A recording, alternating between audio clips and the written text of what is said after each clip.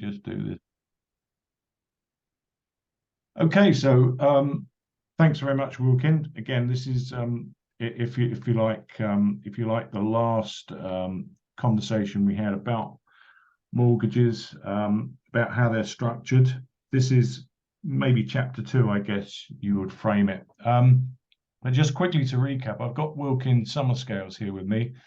I classify him as a bit of an expert. He probably wouldn't agree, but I know that his in-depth knowledge of the mortgage marketplace and exactly how mortgages have been set up. And in some ways, a lot of people are finding out now that everything they thought a mortgage was probably isn't quite as clear. The last scenario, we described how mortgage has been securitized. But if I can just get Wilkin to briefly cover the basis on that, and we'll take it from there. Thanks very much for your time, Wilkin. Yeah, nice one, Graham. Yeah, we got as far as basically talking about what happens in the process of getting yourself into a position where you can finance the purchase of a property. We talked about how the mortgages are then securitized into offshore trustees and then various other entities that follow those people. Yeah.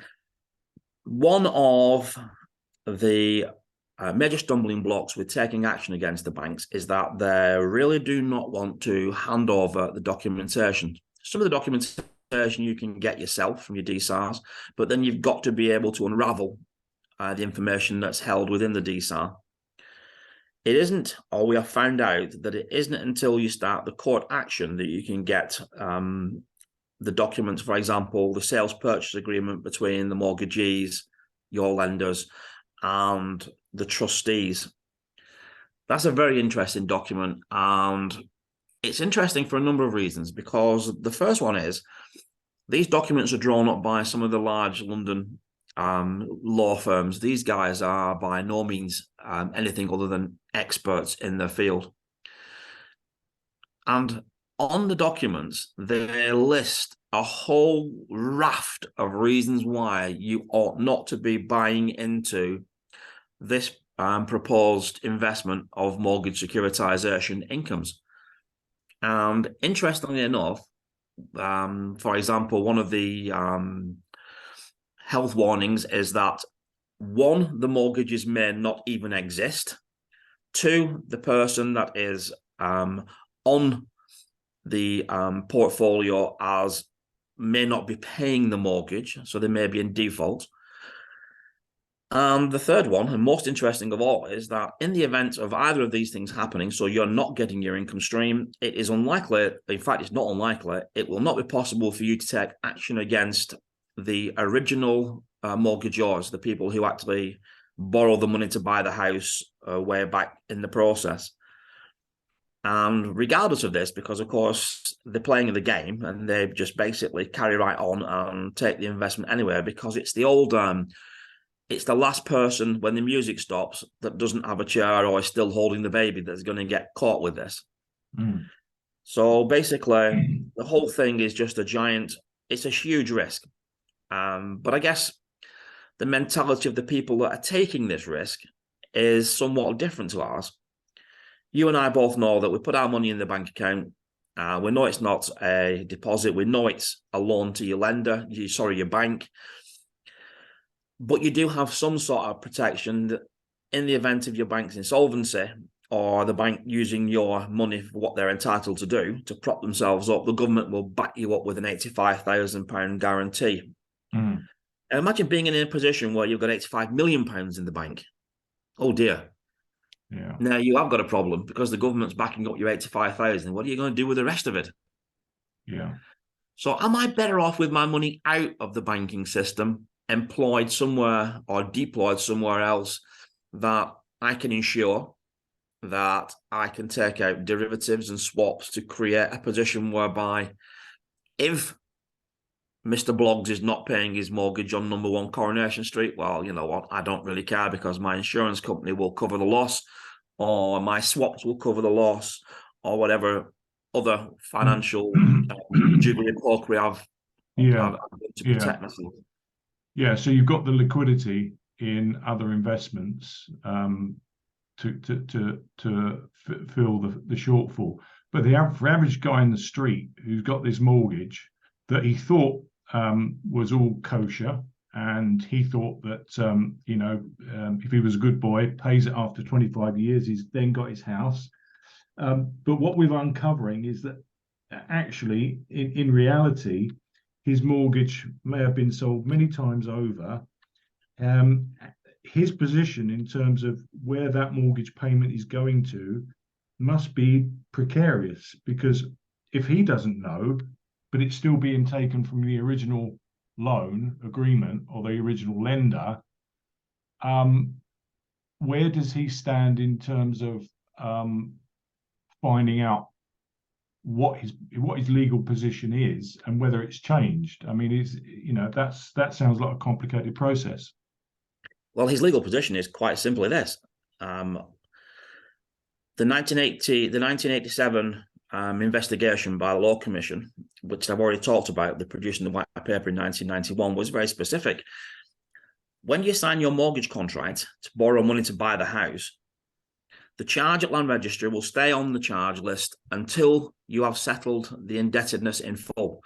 Now, it doesn't say until you have settled the indebtedness in full. It says until the indebtedness in full is settled by, it might be your granny, it might be your partner, it might be your brother, it might be the investors in an SPV. I'm very generous of them. So Yeah. that's the position that you find yourself in. Now, at this point, of course, you then don't know who the counterparty is to the contract, because this person has gone off. And I mean, I've heard lots of stories of subrogations, and I've heard assignments of all kinds of arguments that we've eventually all agreed are actually not valid, because the reality is, in the sales purchase agreement, it clearly states that this is a purchase, a full purchase of both legal and equitable title. However, it also does say in the sales purchase agreement between the banks, the mortgagees, and the SPV, that they will not, and you must not, inform the mortgagors, the people who borrowed the money to buy the house, and you must not, and we will not, inform Land Registry. So, as I've already said last time we spoke, it looks to all intents and purposes like the charge that is registered in favour of your original lender, the person you thought you'd borrow the money from, stays in place whilst they take the income stream and employ your lenders as a conduit, a servicing agent, basically, and pay them 2% of what they collect, collecting the money from you. Yeah. Of course, that then leaves you and in fact, we have a court case that we'll be attending on the 3rd of March, where we're able to prove that the person bringing the action has no legal standing to do so through historic and prima facie evidence that we've presented on a defence document we sent to court yesterday, in fact, that shows quite clearly that the mortgage with the original lender was paid off in full. Now, we're not disputing there's a mortgage with somebody, because you're living in a house, and on the internet at the moment, there's lots of people telling you that every mortgage that was ever created is illegal. And I mean, there's a whole raft of reasons why they're saying that, and some of them I can't dispute them because they're probably true. But the reality of it is that you can't go to court and tell the judge the money was created, because you know what? English law is based primarily on fairness. Now, we are thinking that we can maybe go to court and tell the judge that it's been an illegal collection of interest payments since the date of securitisation, and we're not disputing the fact that there's a debt. Yeah. In the case of the repossession, our only claim to the court is that this person is bringing a vexatious claim. They know that they have got absolutely no right to bring the claim, because they know the mortgage was securitised. And because of our research, we can actually tell the judge the date the mortgage was securitised, to whom it was securitised, and therefore, basically, why that person that's bringing the action, the person with the charge, it's an erroneous charge at Land Registry. There's the proof. And can you please tell these people not to bring this action against these nice people who are living in the house and minding their own business with every intention of paying the mortgage off, once they are presented with the correct party to whom they're paying the mortgage. Now, I don't think that sounds unreasonable. No, no, and I think for the average guy in the street, that sounds like common sense. He has not got a gripe with paying the mortgage, but he would like to know who he's paying it to. And therefore, at the point of securitization, these guys, these bankers really should be, in my mind, should be thinking, well, okay, hands up, we're where we are. What we've been doing isn't quite as per you would have expected, but we're quite happy to come clean and pay our dues, if you like, and get it squared up. But it seems to me that it's become such a difficult scenario for people to cover up what they've been doing. So lies upon lies, deceit upon deceit. So you get into the stage where uncovering this now is almost is got to be almost like a gentleman's agreement. But why wouldn't they jump at that chance to just clear the slates and say, well, look, fine, okay, we're where we are. Let's just sign them up. Let's let them sign off with the lender they are with now. Is there no way for them to unravel this this mess? Here's the problem we have. Because we've been doing this now for an awful long time, I've been researching this for years, and we've gathered huge amounts of evidence. We have in our possession a letter sent to us by Blackstone Inc. Blackstone Inc. basically own the world. And our argument was, we've come to the end of our term of the mortgage. We understand we've come to the end of the term of the mortgage, and we're willing to make the payment. But we want to know who the payment is, because the person who's asking for it, if you look on the website, it's very clearly that they're a collecting agency. So we want you to tell us who you're collecting it for. Now, here's our problem. We live in a precarious world, particularly in finance. And we want to make sure that once we've paid this money to you, and it quite clearly says on your account, and it quite clearly states on your website, that you are merely a collecting agent. What if you don't pass on my money? What if you don't send it to the right person?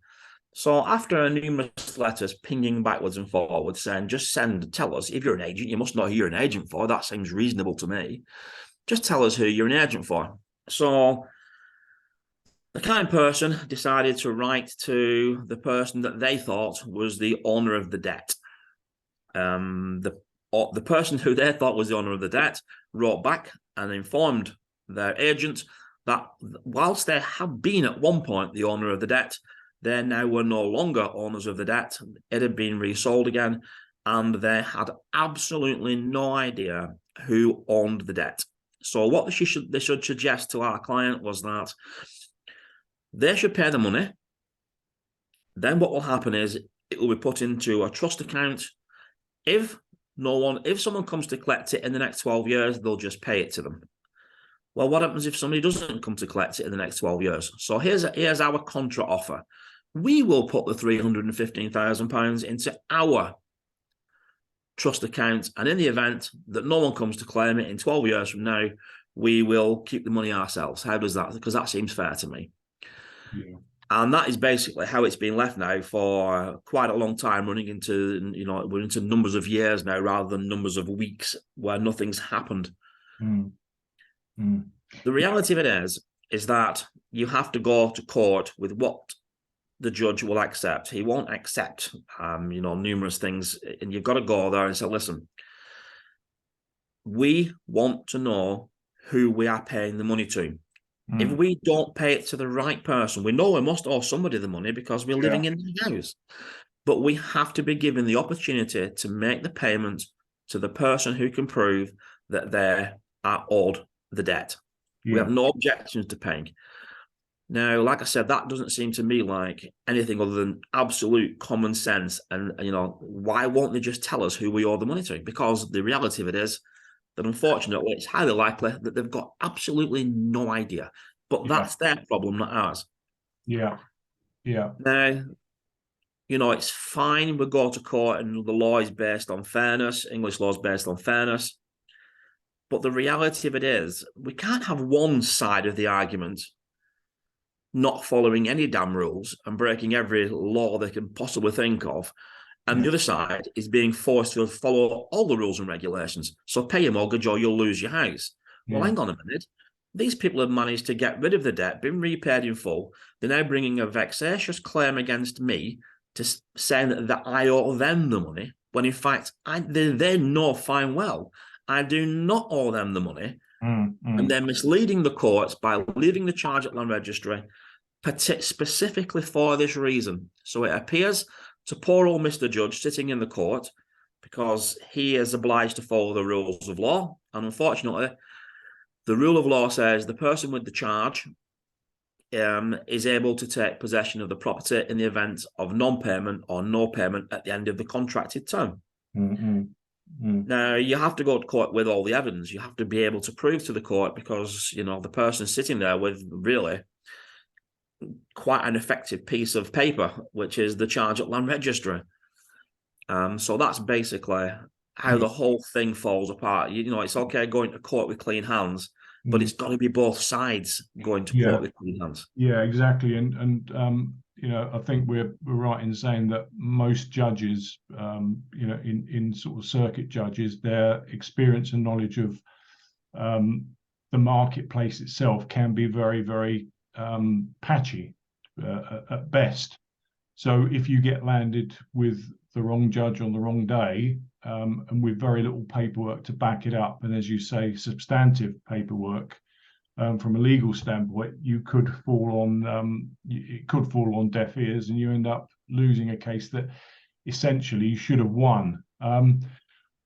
So I think in terms of where we are then, Wilkin, it would be great to have a point of contact in terms of outcome. What's the next stage for anybody that is wondering where their mortgage is and what the ins and outs of it? What's the next stage for them to? Well, let's take them as two separate entities. The first one is when we're now going to, I think, well, on the 3rd of March, we're attending court and on behalf of our clients. The reality of it is we are first on a 10-minute hearing and the court's blocked out all day.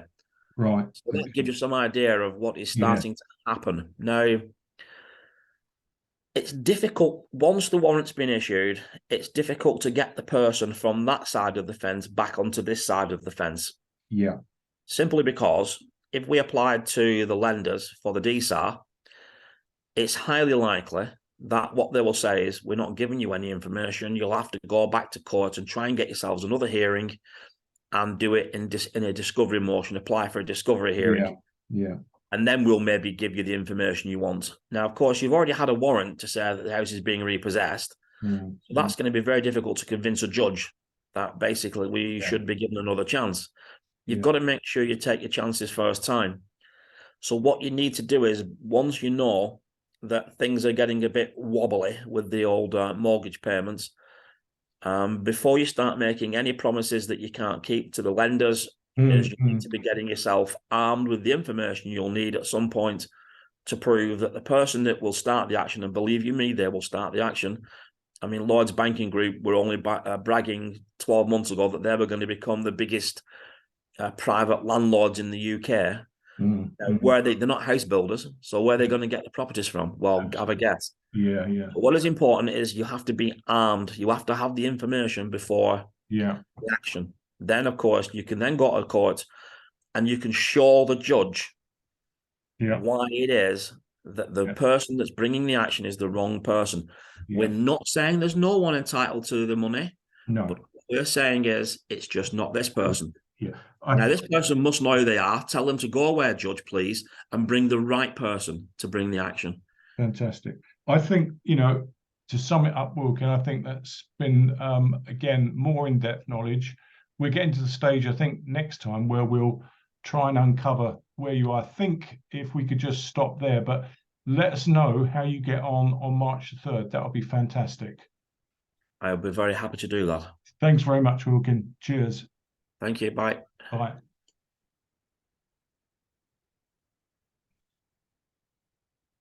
Are we turned off now? We're let me just make sure I've stopped recording. Hang on.